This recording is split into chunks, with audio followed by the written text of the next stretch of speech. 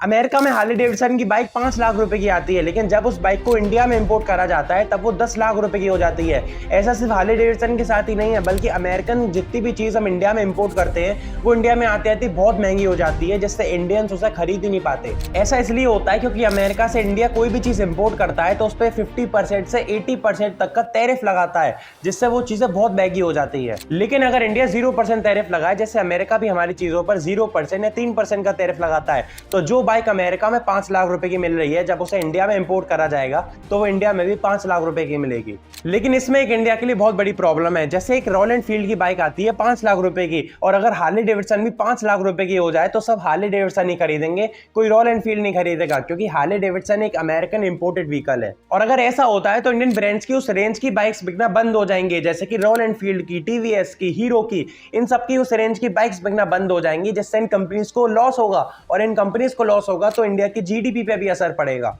इसलिए इंडिया को मेंटेन करके चलना पड़ता है। ऐसे इंडिया हार्ले डेविडसन पे 50% का टैरिफ नहीं लगा देता, उसे सोच के चलना पड़ता है कि इंडिया की खुद की ब्रांड की बाइक बिकना बंद हो जाएंगी अगर मैं इस पर टैरिफ नहीं लगाऊं तो। लेकिन अब अमेरिका भी 26% से 50% टैरिफ लगाएगा इंडिया की चीजों पर, जो इंडिया से एक्सपोर्ट करी जाएंगी अमेरिका में, जिससे वो चीजें अमेरिका में महंगी हो जाएंगी, और अगर वो महंगी हो जाएंगी तो कोई खरीदेगा नहीं, जिससे डिमांड कम हो जाएगी, और अगर डिमांड कम हो जाएगी तो इंडिया से सप्लाई होना बंद हो जाएगा, और अगर ऐसा होता है तो इंडिया की जीडीपी पे थोड़ा सा असर पड़ेगा। और इंडिया एक्सपोर्ट भी सबसे ज्यादा अमेरिका को ही करता है, जिससे इंडिया के एक्सपोर्ट थोड़े कम हो जाएंगे। इसमें आपका क्या कहना है कमेंट सेक्शन में आप हमें जरूर बताएं, और ऐसे और नॉलेजेबल कंटेंट के लिए मेरे चैनल को फॉलो जरूर से करें।